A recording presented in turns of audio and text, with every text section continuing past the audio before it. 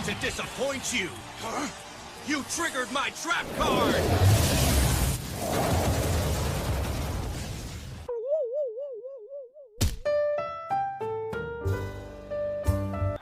What's up, nerds and nerdettes and wee little nerdlings all? It's your buddy Big Johnny G, the two-gun Pixie presents Legendary Gaming! Alright, now you've seen the unboxing of this fated insanity. Yeah, so now, let me show you how to set up Fate of Madness. I'll see you down at the table.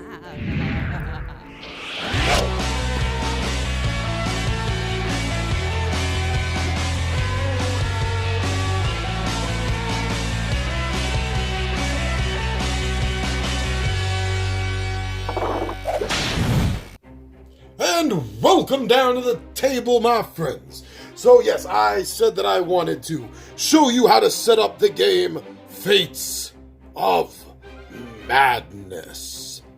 This fantasy-based game with elements of horrific monsters in it. So this game can be played, as you see, this game can be played solo. This game can be played with up to 4 players as a cooperative. Or you can throw in a 5th player, well, actually a game master, to run as a sort of DM for the game. And it'll take about 20 to 40 minutes. So let's get that set back up here, because it's worthy of showing off. I really love that art. I really do. Alright, so let's get this down at the table. So this game here, first thing you're going to want to do is you're going to want to make sure you got your decks separated out. That's the first thing you want to do. Second thing you want to do is you see this boss deck right here?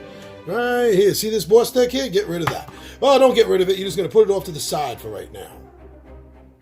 The Fate deck over here is the next thing you're going to want to check out. You're going to want to take the Fate deck and you're going to want to separate it out between the Fate deck cards. Now, these cards act as the dice, so to speak, in the game. When you have a challenge that you have to do, you're going to add the number that's on the card you draw to your skill and any other talent that you may have with it.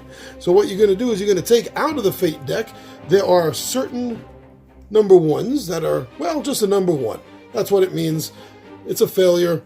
But this has dire consequences, my friends. You never want to draw this, but it will be drawn. So the first thing with this is you're going to take 1, you're going to take 2, and you're going to take 3. The rest of these you're going to put off to the side. Don't worry about them for the moment. They're fine where they are. So you're going to take these 3, you're going to put them in, and then you give them a shuffle. However you want to shuffle them. As I often say, shuffle them how you want. You want to give them a poker style, you want to give them a soft shuffle, you want to go out and buy a shuffling machine. I really don't care, as long as the deck, my friends, gets shuffled. For right now, showing off how to do this, I think that is good enough. Next, you get to choose a character. Now, keep in mind, my friends, that in this game, there's a minimum and a maximum of 4 characters per game. Yes, you heard me correctly. There's a minimum and a maximum of 4 characters per game. You must use exactly 4 characters. You do have choices, though. You do have choices to use, such as the Alchemist,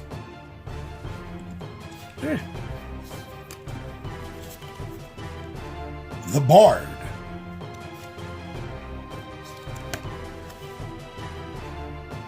the Cleric, finally got it right, the Inquisitor, the Paladin, the Ranger, the Witch, and the Wizard. Now, when you choose a character, you're going to take one of the trackers You're going to take one of the trackers, and this is how you're going to track things. There's a little preview of the how to play going on right here, my friends. So you'll set that up right there, and that is how you keep track of your character's hit points. So you're going to do that with each of the characters. And if you need a little help in deciding how you're going to choose your character and which characters you want on your first 4-person team, and your second and your third, then this is the guide right here. The mountains represent the character's strength, the bow, dexterity, the book, intelligence, and this bloodshot eye, wisdom. Then you're simply going to go through the equipment deck, and you're going to look for the equipment that is listed on the character. Such as, for the wizard, the starting equipment is Spell Scroll Magic Missile. Now, if you had chosen the paladin, your starting equipment would be Studded Armor and a Short Bow. If you had chosen the paladin, you would get a Medium Shield, Chainmail, and a Longsword. If it was the cleric, you would get a mace, and you would get chainmail. In your play area, you're going to lay down the cards in this order. The Madness cards, the Shuffled Fate cards, the Shuffled Treasure cards, and the Shuffled Potion cards. Then it's time to put down your location deck. But we're going to have to look at that for a moment. Depending on what style you're playing, will decide how the location deck is going to be working during the game. If you are using a Game Master for it, then the Game Master will be in control of the location deck. The Game Master will know all of the cards in here, maybe not by heart, but you will know the cards that you are going to be wanting to use, just like any good Game Master will know their monster manual. There are, in the location deck, there are areas, and there are encounters, there are monsters. So with the game, with a Game Master, although you can run it any way you really want, it's suggested that you would go back and forth. You would have either a place first, then an encounter, or an encounter first, and then a place, as long as you're going back and forth. If you are not using a Game Master, then it is also suggested that you separate the location decks into the monster encounters and the place encounters, and shuffle them each up, and keep 2 different location decks that you will be drawing from.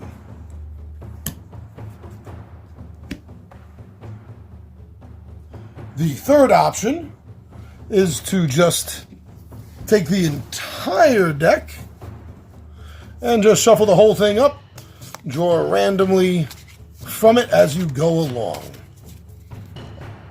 Along your merry way, my friends. And that's it. It's that simple.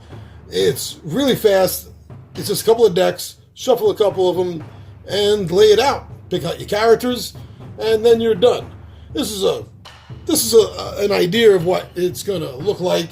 Obviously, you're not going to be setting this up with limited camera rigs to have to worry about, and you'll be able to spread it out a little further. But just to give you a visual idea of kind of what to expect, just on a kind of bigger scale, since you'll have more room, this is what it's going to look like. That's all it is for the setup of Fates of Madness!